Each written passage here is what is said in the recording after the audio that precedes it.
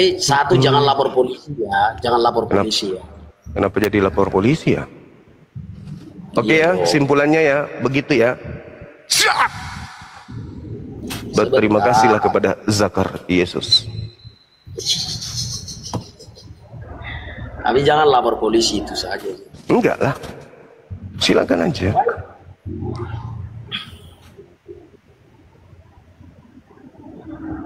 Silakan.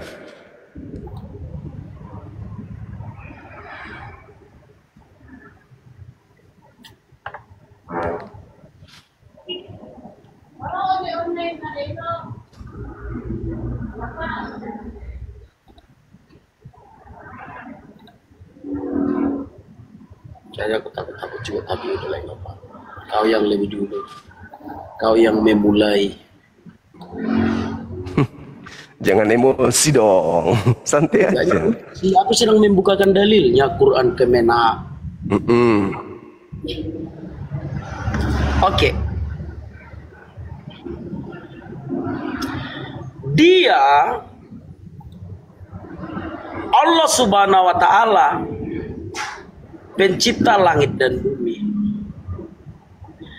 Bagaimana mungkin Allah punya anak sedangkan dia tidak mempunyai istri? Dia menciptakan segala sesuatu dan dia maha mengetahui segala sesuatu. Pertanyaan saya, Allah tidak punya anak karena apa? Silakan. Oke. Al-Quranul Karim menjelaskan lam yalid wa lam yulad. Allah Subhanahu wa Ta'ala tidak diperanakkan, tidak beranak dan tidak diperanakkan. Oke. Berarti kalau Allah Subhanahu wa Ta'ala tidak beranak dan tidak diperanakkan, berarti dia laisa kamislihi. Tidak ada dua Tuhan, tiga Tuhan. Karena Tuhan itu hakikatnya tidak sama seperti makhluk. Tuhan itu tidak dua, tidak seperti di Kristen. Kemungkinan di Kristen bisa punya anak karena memang Tuhannya tiga, kan gitu. Nah kalau di Islam Tuhan itu satu, tidak ada dua. Kau jawab saja, kenapa Allah nggak punya anak? Karena Tuhan cuma satu, karena Allah cuma satu. Oke, jadi Allah Subhanahu wa Ta'ala tidak punya anak karena Allah cuma satu, benar kan? Betul sekali. Bukan karena jomblo. Nah, itu makhluk. Jomblo itu makhluk kayak Yesus. Al-Quran yang bilang. Paulus. Karena jomblo. Karena Al-Quran yang bilang karena jomblo. Allah itu huwallahul ladzi la ilaha illahu alimul ghaibi wasyahada huwar rahmanur rahim. Huwallahul ladzi la ilaha illahu al-malikul quddus. Maha suci Allah itu. Maka dia kemudian tidak tersentuh sifat-sifat manusia seperti Yesus. Tidak ada sifat seperti Yesus. Kenapa? Pertanyaannya simpel, Juma, pertanyaannya loh. Kenapa Allah Subhanahu wa Ta'ala tidak punya anak? Kenapa? Karena Allah Subhanahu wa Ta'ala adalah hakikat yang berdiri sendiri. Bukan karena nggak punya istri. Ya. Justru karena Allah itu berdiri sendiri, tidak ada Tuhan lain selain dirinya. Benar, kita nggak berbicara Tuhan lain. Iya, dia Allah itu ahad, lam yalid wa lam yulad, wa lam yakul lahu kufuwan ahad. Allah itu tidak beranak, tidak diperanakkan. Allah bukan makhluk, tidak ada yang setara dengan dia. Oke, Juma, berarti Allah Subhanahu wa Ta'ala tidak beranak karena Qul huwallahu ahad, karena Allah itu ahad dan tidak beranak dan tidak diperanakkan. Itu alasannya kan? Itu alasannya atau enggak? Iya. Tapi Al-Quran mengatakan karena nggak punya istri. Nah, mana yang betul? Kau atau Al-Quran? Atau Al-Quran salah tulis? Allah Subhanahu wa Ta'ala menjelaskan di ayat yang kamu baca tadi, ya. Badi'us samawati wal ard, dia yang menciptakan langit dan bumi. Baginya tidak ada sohib, baginya tidak ada pasangan, tidak ada teman. Kenapa demikian? Sohibah. Sohib itu, sohibah, pasangan perempuan. Pasangan, pasangan. Oke, pasangan, kerabat, atau teman, atau sohib, atau sahabat. Allah Subhanahu wa taala tidak mungkin punya anak, karena Allah Subhanahu wa taala itu tidak mungkin punya istri. Allah Subhanahu wa taala tidak mungkin punya istri. Sebentar dulu. Kawan-kawan, udah datang pasukan report. Udah datang pasukan report, kawan-kawan. Tolong tap-tap layarnya, kawan-kawan. Udah datang pasukan report. Udah ada pelanggaran. Sebentar Juma. Kawan-kawan, bantu tap-tap layarnya ya. Udah datang pasukan report. Udah ada pemberitahuan. Sebentar Bang Juma, sebentar. Nanti live kita ini mati karena udah banyak pasukan report. Sebentar Bang Juma, izin ya sebentar ya. Izin ya. Sebentar dulu. Kawan-kawan, genapkan dulu itu kawan-kawan 200k. Ayo yang muslim juga dong. Yang muslim juga tap-tap layar dulu kawan-kawan. Udah ada pelanggaran. Sabar ya Bang Juma ya. Genapkan dulu kawan-kawan 200k biar jangan dihapus live kita. Sabar ya Bang Juma ya, sabar ya. Sabar saudaraku, sabar. Karena udah ada pemberitahuan. Lagi kawan-kawan, genapkan dulu kawan-kawan. Sabar Bang Juma ya. Lagi teman-teman muslim juga dong. Ayo teman-teman muslim.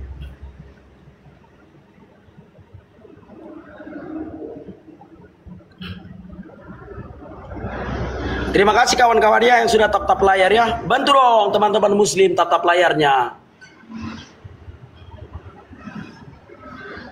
Terima kasih ya kawan-kawan ya.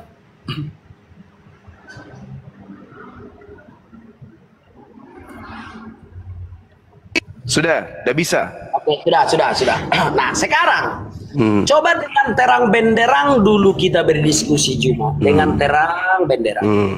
Allah Subhanahu wa taala tidak mempunyai anak karena apa? Jawab dulu. Ya, karena Allah itu ahad. Tidak itu beranak, aja. tidak diperanakkan. Tidak diperanakkan. Sekarang konfirmasi ya. Konfirmasi ya Bang Juma ya. Ya. Allah Subhanahu wa taala tidak punya anak karena ada 3 alasan. 1, karena dia ahad. Kullallahu ahad. Yang kedua, karena dia tidak beranak. Yang ketiga, karena dia tidak diperanakkan. Benarkah? Yes. Oke. Tapi Al-Quran mengatakan karena jomblo. Di mana tertulis? Oke, kita lihat di dalam Al-An'am ayat 101 ya. Dia Allah Subhanahu wa taala pencipta langit dan bumi. Bagaimana mungkin dia mempunyai anak padahal dia nggak punya istri? Terus? Yaitu masalahmu dia dimana? tidak bisa punya anak karena tidak punya istri. Ya itu karena dia ahad. Karena dia ahad kan udah dijawab tadi. Bukan karena nggak punya istri. Karena dia ahad. Sudah aku bilang tadi Juma, Allah Subhanahu wa taala tidak punya anak karena dia ahad. Iya betul. Karena tidak beranak. Iya karena dia ahad. Karena dia ahad. Shema Israel Adonai Elohim Adonai ahad. Ahad. Iya. Kan itu udah menjawab. Iya. Allah Subhanahu wa taala tidak punya anak karena dia ahad. Karena dia tidak beranak dan tidak diperanakkan. Benarkah? Iya, betul. Tapi Al-Quran bilang karena nggak punya istri. Yang mana yang betul? Iya, karena ahad. Dia tidak punya istri, dia tidak punya cucu, dia tidak punya kakek, dia tidak punya nenek, dia tidak punya opung. Karena dia ahad. Quran bilang karena nggak punya istri loh. Ya karena dia ahad. Bagaimana mungkin dia punya istri sementara dia ahad? Kalau dia punya istri berarti dewa dewi, sama seperti agamamu. Bapak punya istri bernama Maria. Bukan karena ahad. Kalau di agamamu Tuhanmu punya istri bernama Maria, lahir anaknya Yesus. Tidak, jangan kemana-mana dulu Juma. Ya itu jawabannya. Kenapa Allah tidak punya istri? Kenapa Allah tidak punya anak? Kenapa Allah tidak punya kakek? Kenapa Allah tidak punya cucu? Kenapa Allah tidak punya anak? Disebabkan karena Allah itu ahad. Bukan itu karena jawabannya. Justru tapi karena ahad. Karena ahad. Karena ahad. Maka Allah tidak punya anak. Lucu. Gini loh Juma. Aku kan sudah bertanya tadi sama kau. Kenapa Allah Subhanahu wa taala tidak mempunyai anak Juma? Karena ahad. Karena Allah Subhanahu wa taala ahad. Ya udah selesai. Sudah selesai jawabannya. Bilang karena nggak punya istri. Al-Quran bilang karena nggak punya istri. Kenapa dia tidak punya istri? Karena ahad. Kita nggak membicarakan kenapa dia nggak punya istri. Kenapa dia nggak punya anak. Iya, Kenapa dia nggak punya anak? Karena dia ahad. Karena ahad. Karena ahad. Benar. Karena ahad. Benar. Tapi Al-Quran bilang bukan karena ahad. Karena nggak punya istri. Huwallahu alladzi la ilaha illahu alimul ghaibi wasyahada huwar rahmanur rahim. Kenapa Allah kemudian tidak tercipta sama seperti Yesus? Karena Allah bukan makhluk, dia yang menciptakan. Di situ ayatnya badi'us samawati wal ard. Dikatakan di ayat itu khalaqa kulla syai', khalaqa kulla syai'. Dia menciptakan segala sesuatunya. Sudah dibilang ahada. Badius samau. Coba lanjut dulu, lanjut. Badi'us samawati wal ard. Anna yakunu lahu walada. Bagaimana mungkin kemudian dia punya anak? Udah jelas kok di situ. Allah itu ahad. Iya, sahibantun.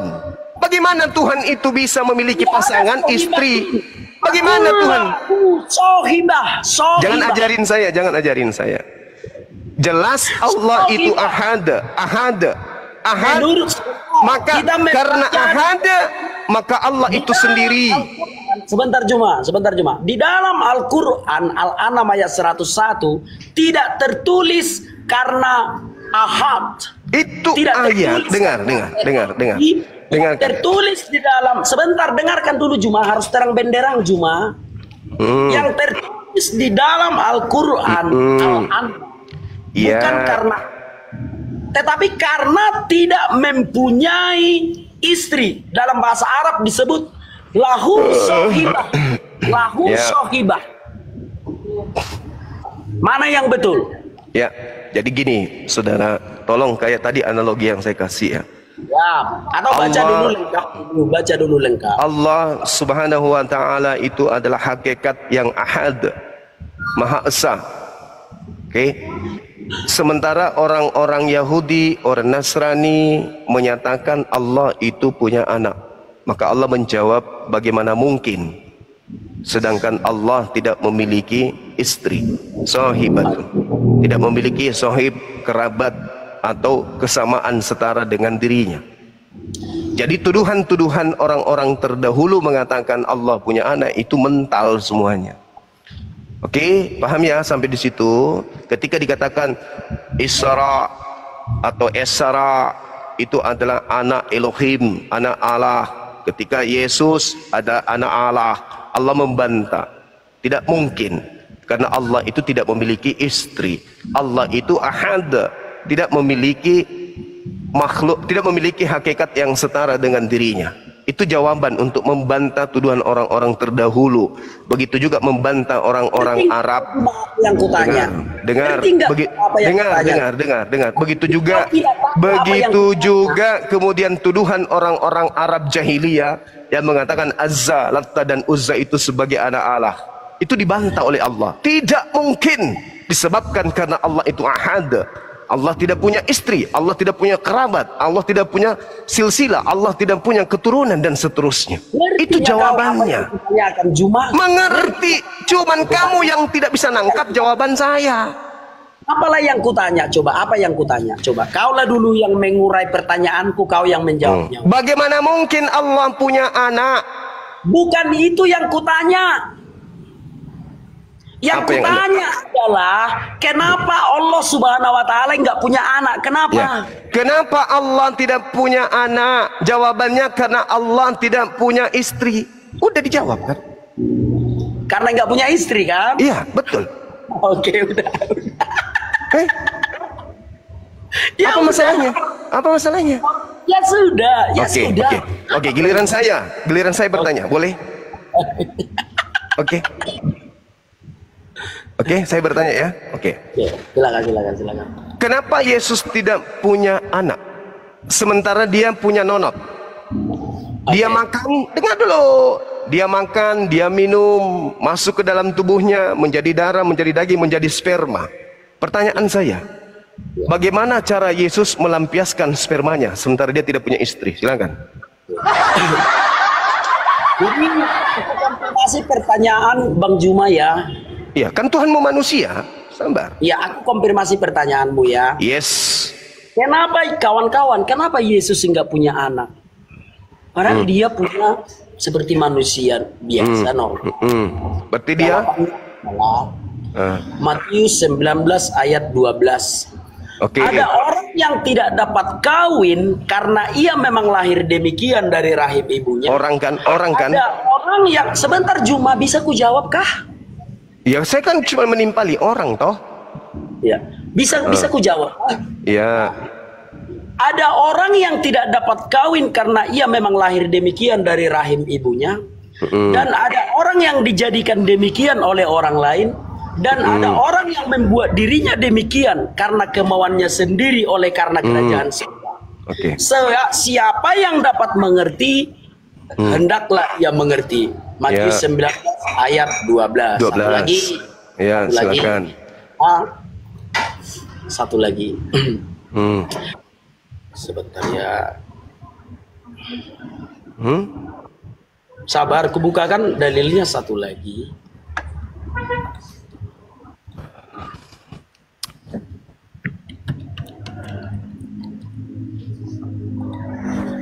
Matius 22 ayat 29. Yesus menjawab mereka, "Kamu sesat sebab kamu tidak mengerti kitab suci maupun kuasa Allah. Karena pada waktu kebangkitan orang tidak kawin dan tidak dikawinkan, melainkan hidup seperti malaikat di surga." Berbicara tentang Yesus, Yesus berasal dari surga, membawa kerajaan Allah. Kerajaan Allah tidak ada hubungannya dengan kawin dan mengawinkan. Karena Allah bisa punya anak tanpa harus punya istri. Di mana dalilnya Allah bisa punya anak tanpa punya istri? Yohanes 1 ayat 12. Ini dia ya, Yohanes 1 ayat 12. Tetapi semua orang yang menerimanya diberinya kuasa supaya menjadi anak-anak Allah, yaitu mereka yang percaya dalam namanya. Orang-orang yang diperanakkan bukan dari darah atau dari daging, bukan pula secara jasmani oleh keinginan seorang laki-laki, melainkan dari Allah. Pertanyaan saya, Anda tidak nyentuh. Pertanyaan saya, bagaimana cara Yesus melampiaskan spermanya? Itu loh. Ini hasrat yang begituan karena dia kudus. Sudah? Dia Yesus lapar. Dia lapar. Bentar. Dia haus. Dia ketakutan. Dia was-was.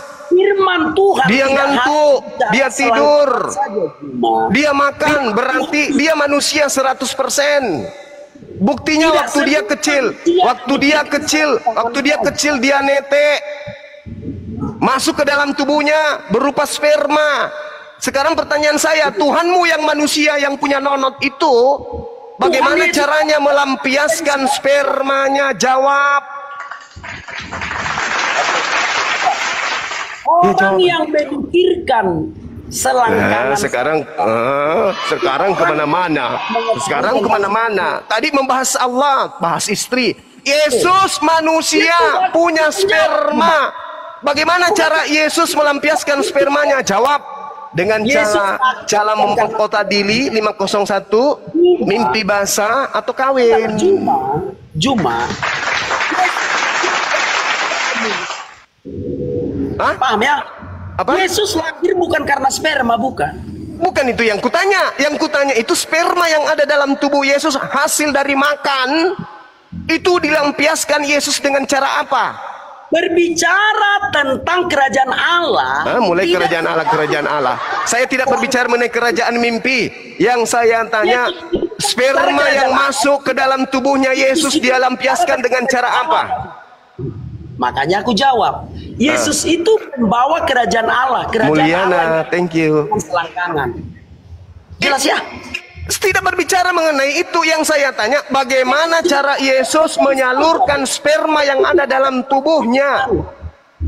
Di surga itu nggak ada Ini berbicara bukan bicara surga, ini bicara di dunia. Yesusmu manusia. berasal dari surga. Tidak ada Yesus urusan. Kalau dia berasal dari surga lantas dia tidak manusia, boleh. Faktanya dia manusia. Makan, minum, takut, ngantuk, tidur, lari, ketakutan. Sekarang yang saya tanya, bagaimana cara Yesus melampiaskan spermanya? Tuhan kamu itu punya sperma. Manusia Tuhanmu itu punya sperma. Tadi dia mati menghapus dosa-dosa Kristen dengan batu sakar. Batu sakar itu yang memproduksi sperma. Nah, batu yang memproduksi sperma ini menyalurkan spermanya dengan cara apa? Mampus. Baik, sekarang jawab ya. Sekarang aku jawab. Jawab. Sebagai manusia, tidak semua manusia berbicara tentang selangkangan saja. Di mana dalilnya? Ini bukan berbicara selangkangan. Yang saya tanya, sperma Tuhanmu itu dilampiaskan dengan cara apa? Tidak semua manusia melampiaskan hawa nafsu, enggak semua. Ya, lalu dengan cara apa Yesus melampiaskan spermanya? Dengan cara apa? Tidak semua manusia berbicara dengan cara apa? Tadi Allah tidak punya istri, sekarang dengan cara apa Tuhanmu melampiaskan spermanya? Jawab. Oke, Matius 9. Ada orang yang tidak dapat kawin Ini saya tidak membahas orang, yang saya tanya Yesus. Bagaimana cara Yesus melampiaskan spermanya? Colok pantat keledai kah? Hawa nafsu. Yesus tidak berbicara hawa nafsu. Siapa bilang Yesus kelaparan? Hawa nafsu, sperma itu apa? Makasih Nanda. Yesus kelaparan. Kau kan mengatakan bagaimana cara Yesus melampiaskan hawa nafsunya, spermanya, benar? Betul. Filipi 2 nomor 6 nomor 8, dia menjadi sama seperti manusia, berarti dia menjadi punya sperma. Pertanyaan saya, bagaimana cara dia melampiaskan spermanya? Jawab. Oke, sekarang aku jawab. Masih mau kau datang besok? Semua manusia berbicara tentang melampiaskan hawa nafsu. Di mana dalilnya? Yang saya tanya Yesus. Dulu Juma, dengarkan dulu Juma. Aneh kawan ini. Ya, pertanyaan saya apa? Kau kan menanyakan bagaimana cara itu. Iya, kenapa kamu bawa orang? Yang saya tanya Yesus, jangan kau bawa orang yang lain. Saya tidak peduli yang lain. Paulus saya tidak pedulikan. Yang saya tanya Yesus Tuhanmu. Ini berbicara Tuhan tidak punya istri kan? Kamu tanya tadi. Nah, sekarang Tuhanmu ini memiliki kemudian sperma. Pertanyaan saya, bagaimana caranya Tuhanmu Yesus melampiaskan sperma yang ada di dalam nonotnya? Jawab. Oke, sekarang aku menjawab ya. Nanda Puspita, syukran. Tidak semua manusia memikirkan selangkangan. Apalagi Yesus berasal dari dalam surga. Iya, caranya dia melampiaskan spermanya itu dengan cara apa? Bisa kau mendengar dulu? Boleh dia tidak memikirkan selangkangan, boleh. Boleh dia tidak memikirkan wanita, boleh. Tapi pertanyaannya, bagaimana cara dia melampiaskan? Boleh kau mendengar dulu? Spermanya. Boleh Itu loh. mendengar dulu? Syukran Bang Rendra Setiawan, Masya Allah, Barakallah. Iya. Boleh kau mendengar dulu? Saya sudah mendengarkan jawabanmu kemana-mana bahas orang selangkangan surga, nggak bahas itu. Yang saya tanya, bagaimana cara Tuhanmu Yesus yang memiliki nonot dan memiliki nafsu itu melampiaskan spermanya? Jawab. Oke, terus dari tadi. Oke. Tentang selangkangan saja Juma. Ya, lalu bagaimana cara melampiaskannya? Tidak semua manusia melampiaskan nafsunya, Juma. Lalu Yesus bagaimana caranya melampiaskan spermanya? Dia tidak melampiaskan. Dari mana Anda tahu? Matius 19 ayat 12. Ada orang yang tidak dapat kawin karena ia memang lahir demikian dari rahim ibunya. Dan ada orang yang dijadikan demikian oleh orang lain. Dan ada orang yang membuat dirinya demikian karena kemauannya sendiri, oleh karena kerajaan surga. Ini berbicara kawin, Bang Disi, sahabatku Disi, syukran. Ini berbicara kawin. Ini berbicara kawin. Tidak semua orang kawin, tidak semua orang kawin. Oke, Yesus pun tidak kawin. Oke, tapi bagaimana cara Yesus melampiaskan spermanya? Jawab. Yesus tidak melampiaskan, karena Yesus tidak berbicara tentang hawa nafsu. Loh, dia makan, dia minum. Ya, itu Berarti ada nutrisi dalam tubuhnya yang menjadi sperma. Bagaimana cara Yesus melampiaskan spermanya? Yesus tidak melampiaskan sperma. Dari mana Anda tahu? Matius 19 ayat 12. Tidak semua orang kawin. Oke, betul. Tidak semua orang kawin. Malu-malunya Juma. Kau ditonton orang lo Juma.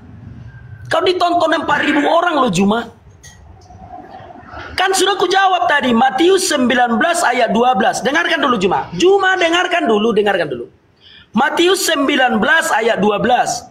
Ada orang yang tidak dapat kawin karena ia memang lahir demikian dari rahim ibunya, dan ada orang yang membuat dirinya demikian oleh karena kemauannya sendiri karena kerajaan surga. Siapa yang dapat mengerti, hendaklah ia mengerti. Artinya adalah Yesus berasal dari dalam kerajaan surga. Kerajaan surga tidak berbicara tentang selangkangan. Tidak ada di surga kawin. Jadi karena Saya Yesus, tidak bahas selangkangan loh. Jangan kepanasan. Ya kipas lah. Dengar dulu. Dengar dulu Juma. Silakan kipas dulu. Yesus berasal dari surga. Surga tidak berbicara tentang selangkangan. Karena agama Kristen bukan agama selangkangan.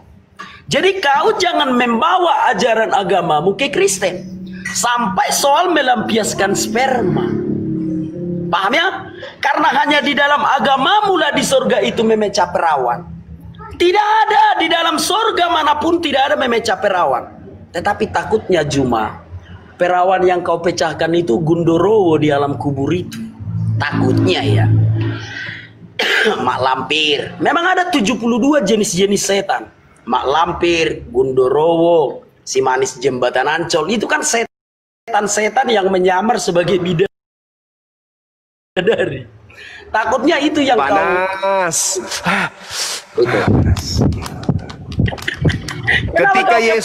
Ketika Yesus lapar, dia lampiaskan nafsu laparnya dengan makan. Ketika Yesus haus, dia lampiaskan nafsu hausnya dengan minum. Ketika Yesus ngantuk, syukran Pegasus, Bang Pegasus. Ketika Yesus ngantuk, dia lampiaskan dengan tidur. Ketika Yesus punya sperma, dilampiaskan dengan cara apa? Jawab. Yesus tidak hawa nafsu karena Yesus itu berasal. Udah ku jawab dari tadi Juma. Spermanya ini cara keluarnya, cara keluar spermanya ini gimana? 501 kah? Mimpi basah kah? Mimpi basah kah? Atau kawin? Oke, sekarang aku menjawab ya. Yesus berasal dari surga, tidak berbicara. Dia tahu. Boleh aku bertanya kembali? Pertanyaan saya Anda harus selesaikan dulu dong. Yesus melampiaskan spermanya dengan cara apa? Aku jawab. Yesus tidak melampiaskan soal sperma karena Yesus berasal dari surga. Surga berbicara tentang selangkangan. Udah, itu jawabnya. Lalu spermanya keluar dengan cara apa? Tidak tertulis di dalam Alkitab. Apa yang tidak tertulis di dalam kitab suci, aku tidak bisa mengucapkan. Berarti boleh saja mimpi basah? Tidak tertulis di dalam Alkitab. Boleh saja dia 501 perkosa diri? Tidak ada pemerkosaan. Karena surga itu kudus. Dia kawin? Surga tidak boleh berbicara tentang selangkangan. Surga tidak makan minum. Yesus datang makan minum. Di surga adalah tubuh kemuliaan. Yesus datang dengan tubuh kehinaan, terkutuk di atas tiang salib. Jangan samakan antara di dunia dengan di surga. Yesus lagi di dunia, dia membawa nonot. Pelampiasan daripada spermanya itu tentu berdasarkan kemanusiaannya. Yesus 100% manusia. Jangan kau karena ketakutan ditanya, maka kau menghujat. Saya menghujat. Saya tanya, Yesus melampiaskan spermanya dengan cara apa? Sekarang aku jawab. Yesus berasal dari surga. Surga tidak berbicara tentang selangkangan. Tapi faktanya Yesus makan, Yesus minum. Berarti dia punya sperma. Pertanyaan saya, bagaimana cara dia melampiaskan spermanya? Oke, aku jawab. Yesus tidak melampiaskan sperma karena dari mana Anda tahu? Karena dia berasal dari surga. Surga Tidak ada tertulis di dalam Bible dia tidak melampiaskan spermanya. Mana tulisannya? Mana tertulis? Tertulis di mana di Bible Yesus tidak melampiaskan sperma? Bilang saja kau takut ditanya. Aku udah menjawab dari saya berikan kamu kesempatan bertanya 1000 pertanyaan. Yang penting kamu buktikan Tuhanmu melampiaskan spermanya dengan cara apa? Sederhana kan? Oke, sekarang aku jawab. Melampiaskan hawa nafsunya sebagai laki-laki, apakah Yesus melampiaskan itu dengan menyalurkan spermanya? Itu pertanyaanmu kan? Betul. Oke, sekarang aku jawab. Yesus tidak melampiaskan hawa nafsunya. Di mana tertulis? Di mana tertulis? Dia berasal dari surga. Di mana tertulis itu? Kalau dia berasal dari surga, kenapa dia netek? Takut. Bilang aja. Kenapa dia netek? Kenapa dia netek? Kenapa dia netek? Kalau itu alasannya, kenapa dia netek? Netek itu bukan berbicara hawa nafsu. Lah, nafsu itu karena dia haus, dia lapar. Karena dia haus, dia lapar. Karena dia haus, dia lapar, dia netek. Berarti dia punya nafsu. Di pikiranmu jangan cuma selangkangan saja. Benarlah kau penghujat. Ini bukan berbicara mengenai selangkangan. Ini berbicara fakta. Tidak. Sperma itu selangkangan tidak? Yesus punya selangkangan tidak?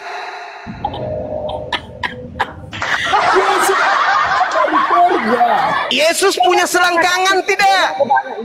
Yesus punya nonot tidak? Jawab dulu. Yesus punya nonot atau tidak? Balik lagi. Yesus punya nonot atau tidak? Balik lagi. Boleh aku bertanya tentang Islam? Yo. Kamu boleh bertanya, tapi lu jawab dulu pertanyaan saya ini dengan tepat. Yesus melampiaskan nonotnya dengan cara apa? Oke, aku jawab. Yesus jawab. tidak melampiaskan hawa nafsu. Kenapa? Karena dia berasal dari surga. Tapi kenapa dia melampiaskan nafsu laparnya? Dia netek. Sikar Pidol ini memang penghujat. Pantaslah kau mulai ngamuk.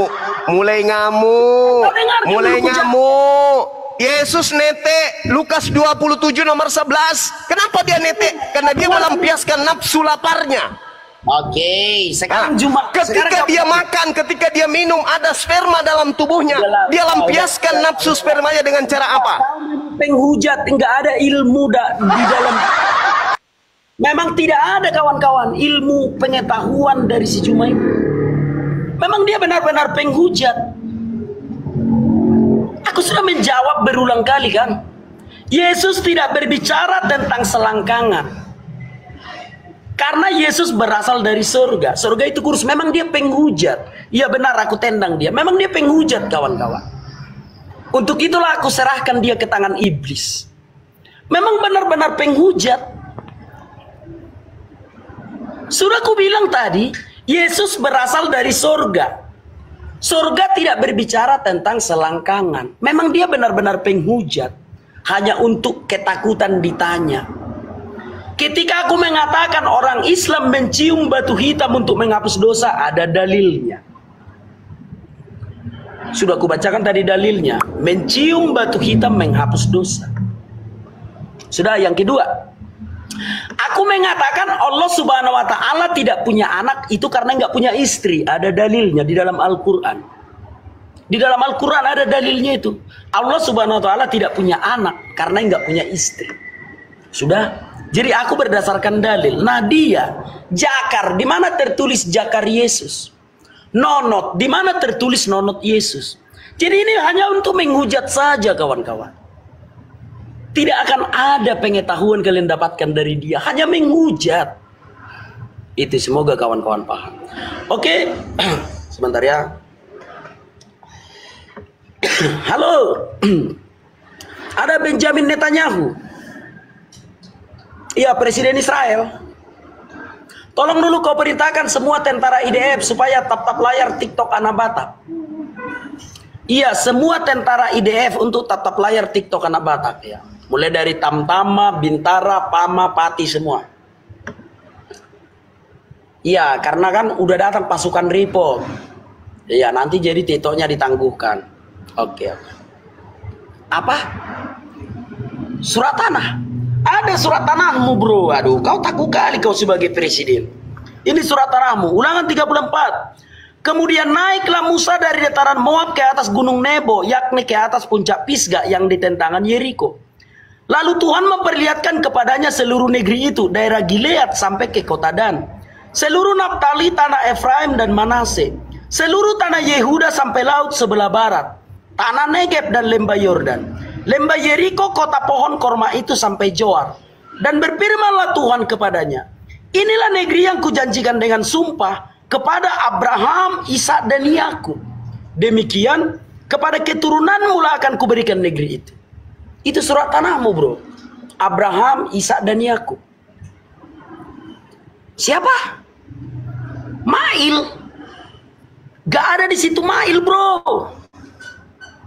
Gak ada di situ Mail. Mail siapa? Upin Ipin kah? Gak ada, yang ada di situ Abraham, Ishak dan Yakub. Gak ada di situ tanah Mail. Ya nggak tahu lah, mau keturunan budak, mau keturunan apa, nggak tahu. Yang di situ nggak ada Mail di situ. Siap. Oke ya, terima kasih ya. Oke. Kawan-kawan, ternyata tanah milik Israel ini diklaim si Mail katanya tanahnya, kawan-kawan. Inilah bodohnya. Padahal sertifikatnya ada, kawan-kawan. Tetapi si Mail mengklaim tanah itu miliknya. Padahal di dalam sertifikatnya tertulis Abraham, Ishak dan Yakub. Kasihan. Tetapi kawan-kawan, aku tidak bisa mengucapkan apa-apa kepada si Mail. Aku hanya bisa meratap untuk si Mail. Untuk itu marilah kita mengheningkan cipta, merendahkan hati kita, supaya kita meratap untuk si Mail yang tidak mendapatkan warisan.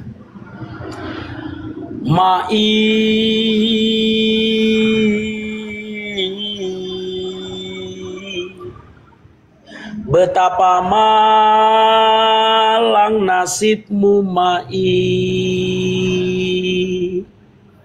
Abraham, Ishak dan Yakub mendapatkan warisan Mail. Tetapi bagaimana dengan nasibmu Mail? Apalah 1 hektar pun tidak diberikan Tuhan sama kau Mail. Apalah 1 hektar pun enggak diberikan Tuhan sama kau Mail. Kek mananya dulu kau lahir Mail? Apakah tanganmu duluan keluar? Abraham, Ishak dan Yakub mendapatkan warisan Mail. Tetapi kau Mail tidak mendapatkan apa-apa Mail. Padahal keturunanmu banyak kali Mail. Kayak mana lah enggak banyak keturunanmu Mail? Hanya selangkangan saja di pikirannya Mail. Hanya selangkangan saja Mail. Ada keturunanmu yang punya istri 2 Mail. Pokoknya berbicara tentang selangkangan keturunanmu lah jagonya Mail. Amin. Udah kalian lihat kualitasnya kan? Udah kalian lihat kualitas si Juma kan? Selangkangan, tidak jauh-jauh dari selangkangan.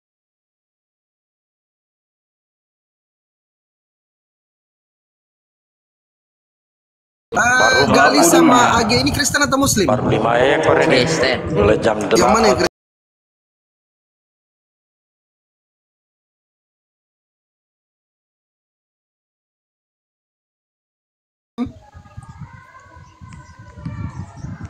AG? Islam. Saya Oke, punya Firman dibawa dulu ya. 15 menitan lagi untuk berangkat kuliah ya. Siap. Si Barani, silakan si Barani. Ya saya cuma menyampaikan aja kenapa debat. Silakan Pak Pendeta. Jangan lupa tap-tap layar teman-teman, dikencangin yuk, dikit lagi 100k yuk. Artinya Tap-tap yuk. kalau berdebat itu ya sesuai dari lagu. Masa Ngomong tuh cocok nggak boleh gitu. Pak Pendeta silakan Pak Pendeta. Apa yang Uni Rifa, lanjut nih. Santai, lebih santai kan lebih Jadi enak. begini ya, Kalau jadi kita begini. begini. Kalau kita bicara tentang santai, tergantung. Umat Islam ini umat yang reaktif. Kami harus memposisikan marah dan ramah pada saat yang tepat. Bahkan kalau boleh dikatakan blender ini adalah representasi ajaran Yesus. Blender ini keras sesuai dengan kitab Ibrani, makanan keras untuk orang dewasa. Perhatikan dalam kitab Anda.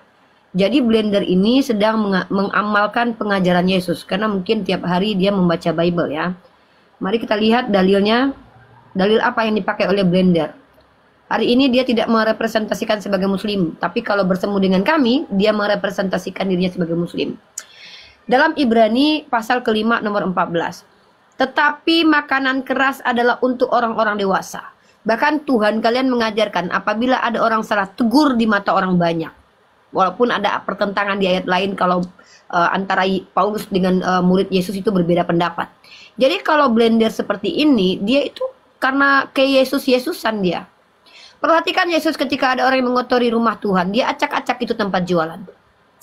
Kata-kata kurang kotor apa kata-kata Yesus? Coba perhatikan. Yesus belum jadi manusia. Dia mengumpamakan pengkhianatan Oholiba dengan persundalan. Permainan kelamin antara wanita bernama Ohola dan Oholiba dengan laki-laki Asyur. Bahkan tepat Tuhan kalian sebutkan ukuran kelaminnya seperti punya keledai, pancaran maninya seperti kuda. Kurang apa diksi dari Tuhan kalian? Ketika dia jadi manusia, dia katakan perempuan lain ke perempuan Samaria sebagai anjing ataupun narion. Dia katakan bahwa orang Farisi itu sebagai ular beludak kaum munafik. Kurang apa itu pendeta birahi silalahi ini mencontoh Yesus kalian? Jadi kalau seandainya yang berhak masuk ke dalam kerajaan surga itu yang berhak mengaku paling Kristen di antara orang Kristen yaitu pendeta birahi ini. Dia mengikuti ajaran Yesus plek ketipek sama karakternya. Dia keras kepada orang-orang yang bodoh. Bahkan Yesus berkata, bodoh sekali kalian. Jadi teman-teman Kristiani kalau terkejut melihat blender, saya katakan, blender merepresentasikan dirinya sebagai pembaca Bible. Dia belajar dari Bible. Kalau kalian tidak mau muncul orang-orang seperti blender, ya sudah, tutup Bible kalian biar kami nggak baca. Ya, begitu. Lanjut. Bagaimana dalam Islam? Dalam Islam itu kami diajarkan ud'u ila sabili rabbika bil hikmah. Kami mengajarkan dengan cara hikmah. Untuk siapa yang mau belajar? Tapi jangan lupa dalil di Al-Quran. Telah diizinkan kalian berperang kalau kalian diperangi. Kalau tujuan kalian belajar, kami harus ud'u ila sabili rabbika bil hikmah. Tapi kalau kalian memerangi kami, maka pedang ilmu kami angkat, kami sabet kalian dengan perkataan kalian sendiri. Contoh, ketika kalian bertanya jawab dengan blender, blender menjawab membuat ngilu hati kalian. Patahkan argumen blender. Kalau ternyata yang dikatakan blender itu adalah hal yang benar, apa alasan kalian tolak? Maka tolong teman-teman Kristiani, kalau kalian ingin diperlakukan dengan cara baik, karena mohon maaf kami tidak diajarkan apabila ditampar pipi kiri kasih kanan. Itu menurut kami ajaran yang jahil. Menurut kami apabila kalian diperintahkan oleh entah presiden atau orang tua kalian, ditampar pipi kiri kasih kanan, menurut umat Islam itu ajaran jahil. Bagaimana ajaran Islam, ajaran manusia sejati? Letakkan sesuatu pada tempatnya. Maka blender spesifikasinya menghadapi kalian para penghujat. Karena dia membaca Bible. Oke, silakan umat Kristiani. Andai kalian punya pertanyaan terkait agama Islam, silakan kalian tanyakan. Saya mampu jawab, saya jawab. Saya bertanya nih. Silakan. Itu dalam ini apa? Hadis itu. Hadis apa? Hadis Itu sahih, hadis. hadis doif, Al-Baqarah itu. hadis maudu, Sahih Hadis Bukhari. Al-Baqarah itu.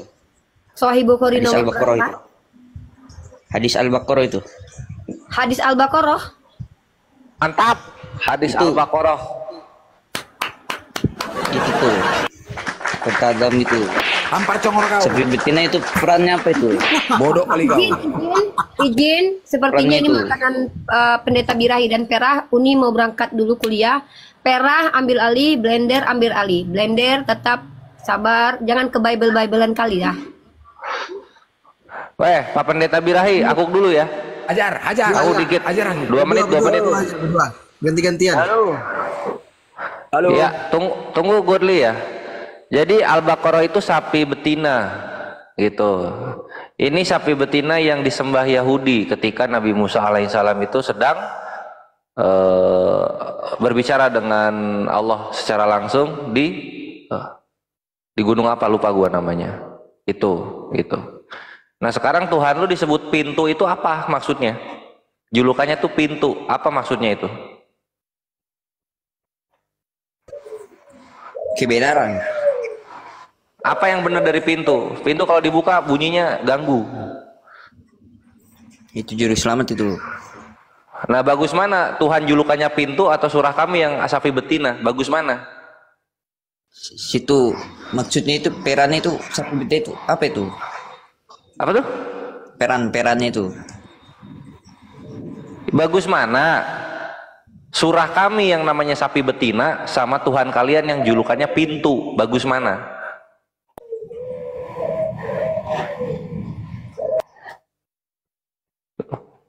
Silakan dimakan Pak Pendeta. Pertanyaan saya Silakan itu. dimakan. Pak Pendeta silakan Pak Pendeta Birahi. Monitor oi. Pak Pendeta Birahi. Bang Gali di mute dulu ya. Noise sekali itu tempatnya Bang Gali. Ya teman-teman yang baru bergabung, assalamualaikum. Jangan lupa di tap-tap layar teman-teman ya. Tadi ini agak goyang Komal karena kita tidak terlambat sampai 100k. Syukron Kak Ros, syukron.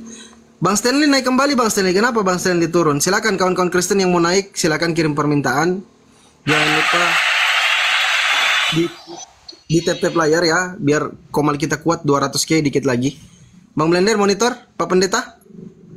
Silakan dengan Gali. Ini baru sapi betina loh. Belum. Ya itu. Apalagi roti. Anak Nggak ada domba, itu. buset. Benda mati Nggak ada semua itu. julukannya. Nggak ada itu. Apa? Hah? Nggak ada itu. Astagfirullah. Pintu udah ya, pintu ya. Pintu udah. Ini. Di mana itu datanya itu? Ini Tuhan lu disebut pintu itu ada di. Tunggu ya. Tuhan jalan seperti pintu gitu dibilangnya. Baik, saya sapa dulu Bang Tom. Selamat siang Bang Tom. Apa kabar Bang Tom? Ya, Bang selamat Tom. siang. Ya. Bang Mr. Mongin ini Kristen atau Muslim Mr. Mongin? Monitor. Nomi siapa? Oh, Sebentar dulu Bang. Ini Yohanes 10:7. Akulah pintu ke domba-domba itu. Nah, coba. Mana? Bagus mana? Surah kami yang artinya sapi betina sama julukan Tuhan yang julukannya pintu. saya jawab ya. Wah, udah hilang. Beda Tom. Beda, jangan dibahas. Gue belum tahu itu penghujat atau bukan, jadi nggak usah kesana. Angkat tema lain aja. Oke, Bang Kores izin dulu Bang Kores, saya ambil alih sedikit dulu. Oke. Ya, Mr. Mongin ini Kristen atau Muslim Bang? Muslim, Pak. Ya, assalamualaikum Bang Mongin. Kalau bisa jangan dulu kirim permintaan Bang ya. Kasih kesempatan teman-teman kita Kristen ya Bang Mongin ya.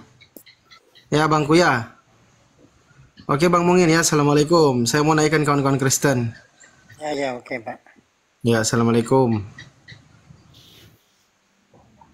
Oke teman-teman Kristen ya, silakan kirim permintaan. Typing dulu saya Kristen Bang.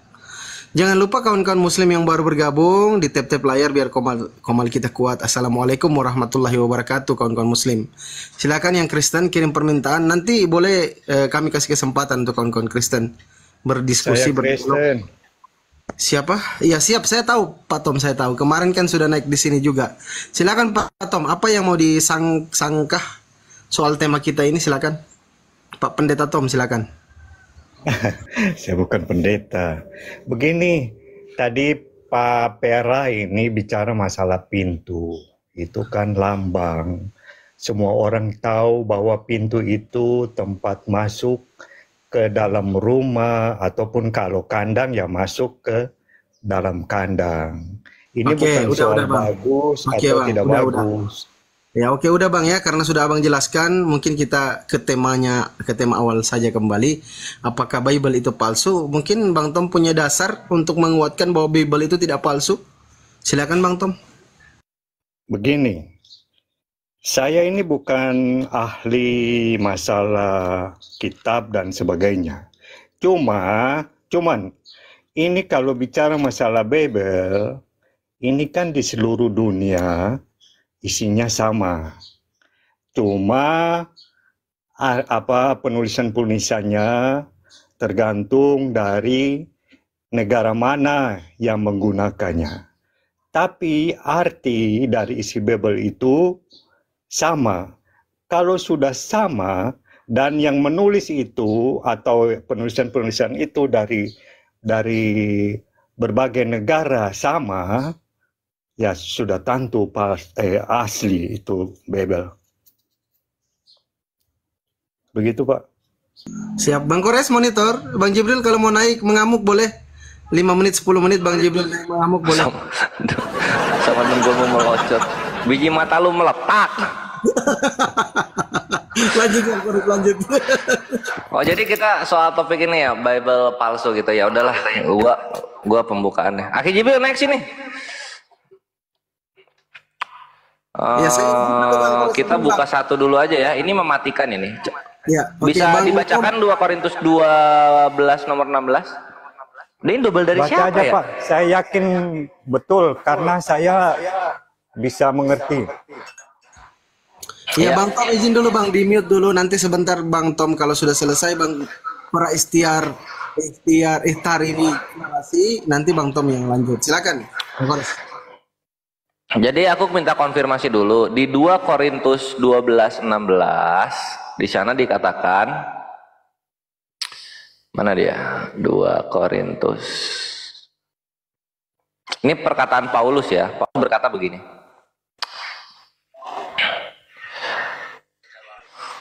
Baiklah, aku sendiri tidak merupakan suatu beban bagi kamu. Tetapi kamu katakan dalam kelicikanku aku telah menjerat kamu dengan tipu daya. Nah gitu. Itu benar kayak begitu. My Bretom.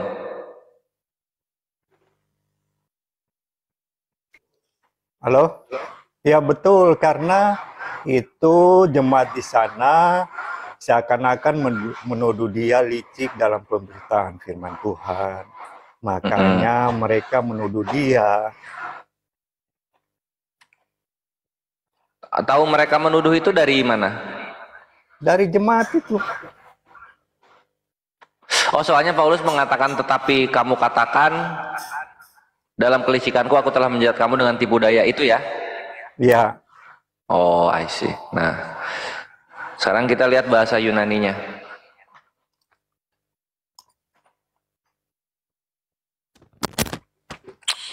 Ini 2 Korintus 12:16. Esto de ego ou kata baresa himas Allah. Allah itu tetapi ya. Hiparkon panorgos dolo himas elabon. Di mana sule GT-nya?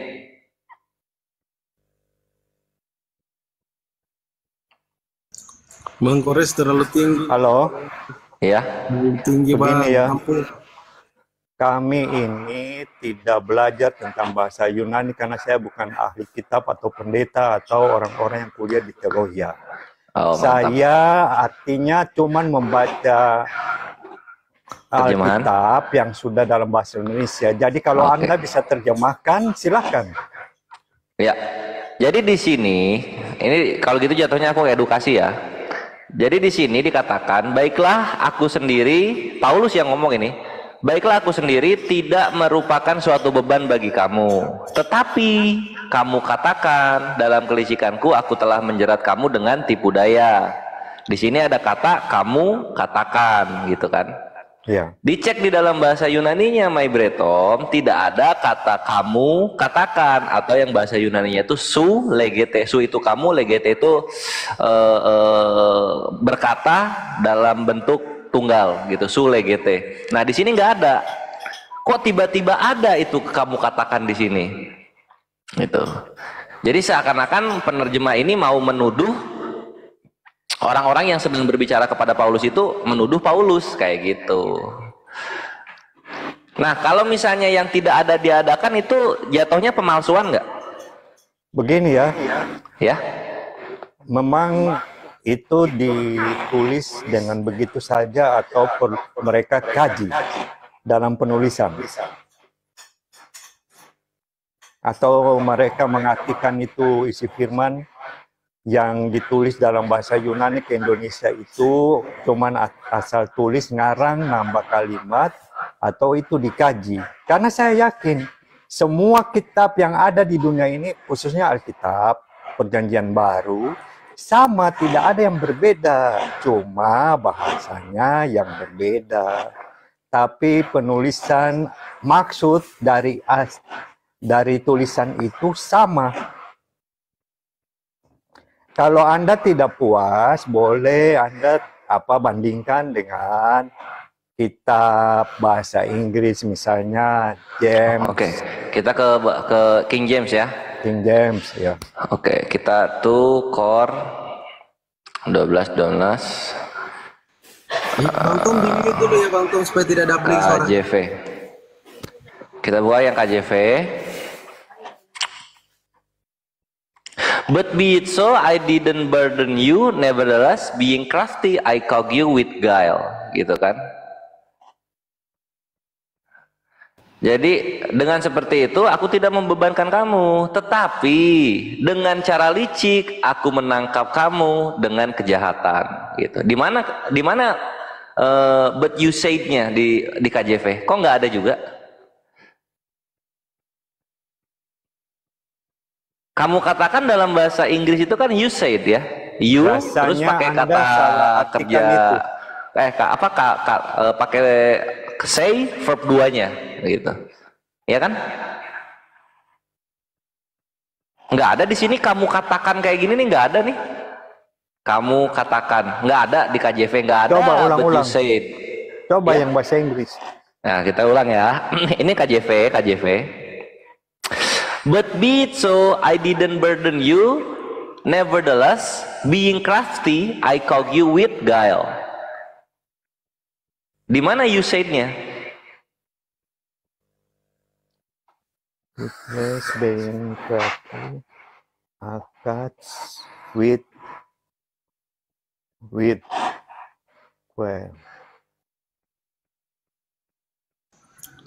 Bang Menyalas, Assalamualaikum. Selamat datang di kebenaran. Dia kan katakan dia tidak Waalaikumsalam. dia tidak burden Burden itu membebani. Coba arti lain dari burden. Arti lain, Iya. terjemahan lain. Iya, terjemahan. Oh ya udah, kita NIV ya, kita buka NIV. Kita buka 2 Korintus 16 NIV.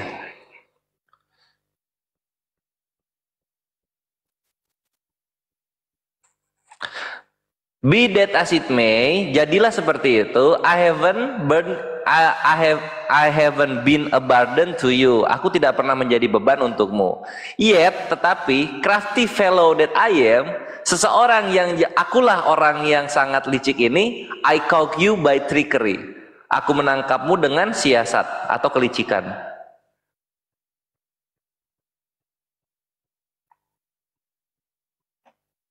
Gimana nih? Nggak ada you said di sini. Sekarang saya mau tanya Anda. Apa? Maksud dari Paulus menangkap dengan kelicikan itu tujuannya apa? Pengakuan. Iya, maksudnya apa? Iya, maksudnya dengan kejujuran dia menyebabkan orang masuk Kristen dengan cara-cara licik. Apa yang salah kalau itu kejujurannya? Tadi kan Anda katakan dengan kejujurannya. Iya, dia jujur bahwa dia licik. Jadi kalau di sini di LI Bukan ini dia dia pintar jujur. dia mengatakan Bukan kamu katakan dia- sehingga persepsinya berubah seakan-akan Paulus itu dituduh orang. Padahal Paulus itu mengakui mendeklarasikan dirinya gitu loh.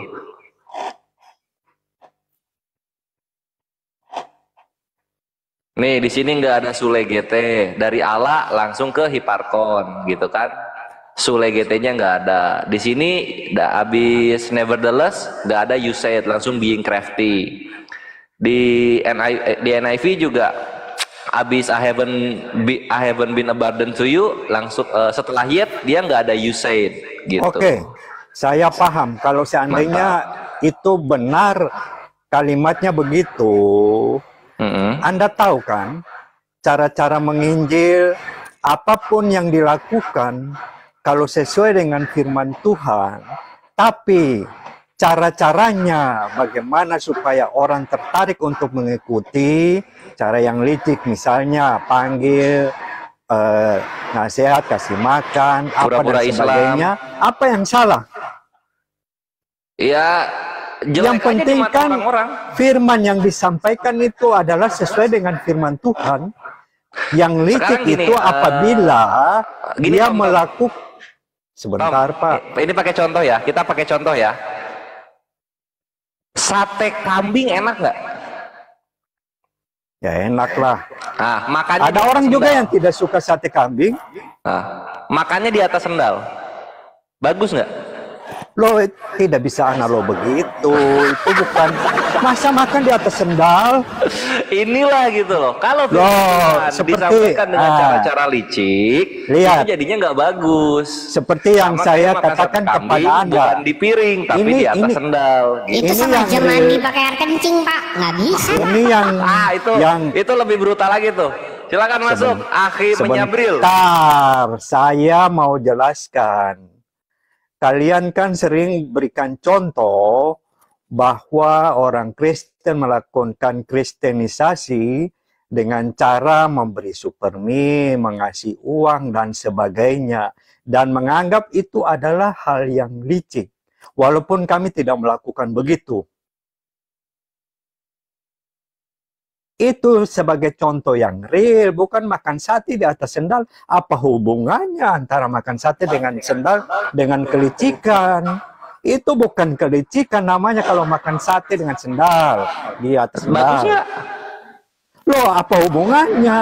Nah, Yang nggak nama bagus, licik kan? Sama itu, kayak ini firman Tuhan nih, firman Tuhan disampaikannya dengan cara licik. Bagus nggak? loh tapi ya kalau disampaikan kebenaran apa yang salah? Ya salah karena caranya salah. Loh, bagaimana? Contoh, kami dinasihati tulus seperti merpati, licik seperti ular. Artinya waktu pada masuk di sarang-sarang penyamun, kami harus pintar untuk membawa diri. Seperti Itu apa? bagian dari kelicikan. Kelicikan seperti ular. Bukan menipu, kelicikan bukan berarti menipu. Berarti licik itu kelicikan bagus untuk dalam menjaga Kristen. keselamatan diri juga boleh. Kelicikan Berarti untuk licik itu bagus dalam penyampaian Kristen. firman itu tepat pada sasaran boleh. Kecuali yang menyampaikan firman itu berbohong tidak sesuai dengan firman, terus Loh, dia licik itu nggak menyampaikan bohong, licik. ajaran-ajarannya, itu yang namanya licik. Licik nggak bohong ya? Penipu itu. Itu berbohong itu kalau menyampaikan tidak sesuai dengan firman Tuhan. Buktinya dia sampaikan sesuai dengan firman Tuhan kok. Selama sesuai dengan firman Tuhan dengan cara licik itu nggak apa-apa ya? Tidak masalah karena kami disuruh Oke, siap, thank you. tulus seperti merpati, licik seperti ular. Oke, mantap. Thank you pengakuannya. Silakan Akhi Menyabril dilanjut. Cerdik seperti ular, Pak, bukan licik. Cerdiklah seperti Nah, ular. licik. Ular itu kan licik, tulus seperti merpati. Oke, Coba Dinas, baca thank you. lagi. Nih Pak, coba saya mau nanya nih Pak. Nih kita buka 4 kitab nih Pak. Nih Matius, Markus, Lukas, Yang Yohanes. ada Saya mau tanya. seperti ular. Waduh, iya, nggak apa-apa. Pak, coba Pak dilurusin nih Pak ceritanya. Saya bingung nih Pak baca ceritanya nih Pak. Di Matius 28, maka terjadilah gempa bumi yang hebat. Ini tentang si Maria dan Maria yang satu lagi ke kuburan Yesus, ke kuburan Tuhan Bapa. Maka terjadilah gempa bumi yang hebat sebab seorang malaikat Tuhan turun dari langit dan datang ke batu itu. dan menggulingkannya, lalu duduk di atasnya. Wajahnya bagaikan kilat dan pakaiannya putih bagaikan salju. Keren. Dan penjaga-penjaga itu gemetar ketakutan dan menjadi seperti orang mati. Keren ya? Jadi ini ceritanya di sini Maria dan Maria Magdalena datang ke kuburannya Yesus. Sudah enggak usah Habis itu penjelasan. ada gempa. Enggak, ini Sudah, kan saya kita sudah baca tahu. 44. Oh, udah tahu lainnya. Pak? Itu kan saya sudah tahu ayat itu. Oke. Habis itu di Markus Pak, ceritanya beda Pak. Maria dan Magdalena, Maria ibu Yakobus serta Salome, ini bertiga berarti bukan berdua. Dan pagi-pagi benar pada hari pertama minggu itu setelah matahari terbit, pergilah mereka ke kubur. Mereka berkata seorang kepada orang yang lain, siapa yang akan menggulingkan batu itu bagi kita dari pintu kubur? Tetapi ketika mereka melihat dari dekat, tampaklah batu yang memang sangat besar itu sudah terguling. Berarti yang ini nggak ngelihat nih malaikat turun gempa, duduk di atas batu, nggak ada nih. Tetapi ketika mereka melihat nih, lalu mereka masuk ke dalam kubur dan mereka melihat seorang muda yang memakai jubah putih duduk di sebelah kanan. Ini malaikatnya di dalam Pak, ingat ya Pak ya? Betul. Nah, loh, yang ini satu di luar gulungin, yang di sini satu di dalam, gimana ya? Ini kita baca Lukas nih sekarang. Mereka pergi ke kubur membawa rempah-rempah yang telah disediakan mereka. Mereka mendapati batu sudah terguling dari kubur. Dan setelah masuk, mereka tidak menemukan mayat Tuhan Yesus. Sementara mereka berdiri termengu-mengu karena hal itu. Tiba-tiba ada dua orang berdiri dekat mereka memakai pakaian yang berkilau-kilau. Ini sekarang di dalam dua malaikatnya. Ya. Habis itu nggak ada malaikat di luar, nggak ada penjaga di luar. Baca Matius. Habis itu nih ini Matius. Tadi katanya udah dibaca. Ini kita ke Yohanes. Kan ini mau ya ini kita ke Yohanes satu-satu Pak. Ini ceritanya 4 nih. Ini kan makanya tadi yang begitu Bapak begitu ada yang bilang Bapak ceritanya Yohanes. apa? Bible ceritanya Yohanes. sama semua seluruh dunia. Ini 4 kitab ini aja beda semua. Pagi-pagi benar ketika hari masih gelap pergilah Maria Magdalena. Ini berarti Maria Magdalena doang. Nggak ada Yakobus, nggak ada Maria yang lain. Ini berarti sendiri nih Marianya. Ke kubur itu, ia melihat bahwa batu telah diambil dari kubur. Nah, ini bukan digulingin batunya, Pak. Diambil batunya. Ia berlari-lari mendapatkan Simon Petrus, murid yang lain dikasih. Oh, dia lari manggil teman yang ini. Dan berkata kepada mereka, Tuhan telah diambil orang dari kuburnya dan kami tidak tahu di mana ia diletakkan. Maka berangkatlah Petrus. Nah, ini beda lagi yang datang ke kuburan ini. Petrus dan murid yang lain, ia ke kubur. Keduanya berlari bersama. Jadi Maria sama Yakobus ya. Tetapi murid yang lain itu berlari lebih cepat daripada Petrus.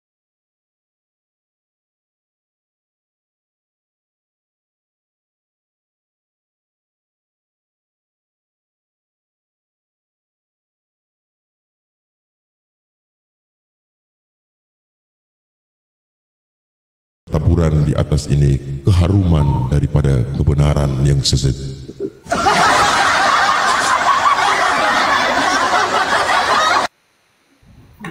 100 kali lipat